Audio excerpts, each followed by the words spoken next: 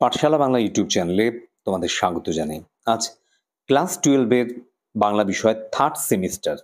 এই থার্ড সেমিস্টারের একটি কবিতা দিগ্বিজয় রূপকথা। দিগ্বিজয় রূপকথা এই কবিতাটি থেকে মোট 10টি প্রশ্ন আমি ভিডিও আকারে মক টেস্ট বানিয়ে এই ভিডিওটি চ্যানেলে আমি দিয়েছি। 4টি করে অপশান রয়েছে, এমসিকিউ মক টেস্ট। কবিতাটা পড়ার পরে এই মক টেস্টে তোমরা অংশগ্রহণ করবে।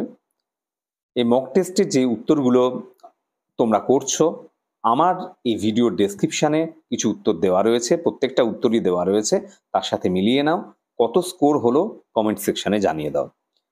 প্রথম যে প্রশ্নটি রয়েছে, দিগ্বিজয় রূপকথা কবিতাটি কার লেখা? Srijato, Pablo Neruda, Nabanita Dev Sen, Shankha Ghosh. তুনির শব্দের অর্থ কি? শিরস্ত্রাণ, বান বা তীর রাখার আধার, তরবারির খাপ না কামান?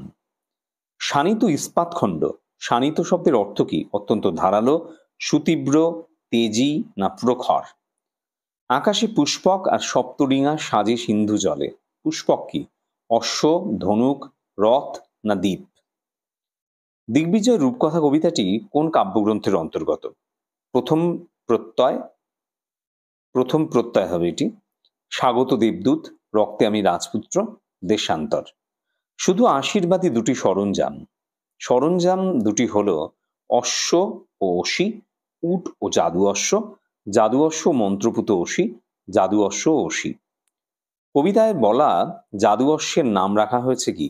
ভালোবাসা, বিশ্বাস, ভরসা না প্রত্যয়? কবিতায় বলা মন্ত্রপুত অসির নাম রাখা হয়েছে কি? ভালোবাসা, বিশ্বাস, ভরসা না প্রত্যয়?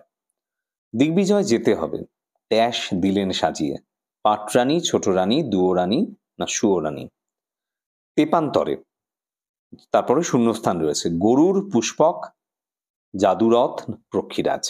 এই ছিল 10খানা এমসিকিউ মক টেস্ট, যেগুলো উত্তর তোমরা পড়েছো কবিতাটি, যেগুলো সঠিক উত্তর তোমাদের মনে হচ্ছে, সেগুলো 1-2 করে 1-এর ক, খ ইত্যাদি করে তোমরা ভিডিও ডেসক্রিপশনের সাথে মিলিয়ে নাও এবং কত স্কোর হলো জানিয়ে দাও। এই ধরনের ভিডিও যদি আরও দেখতে চাও, এই ধরনের ভিডিও যদি আরও পেতে চাও, তাহলে অবশ্যই কমেন্ট সেকশনে জানিও। নতুন এরকম মক টেস্ট আমি দেব। শেষ পর্যন্ত ভিডিওটা দেখার জন্য অসংখ্য ধন্যবাদ জানাই।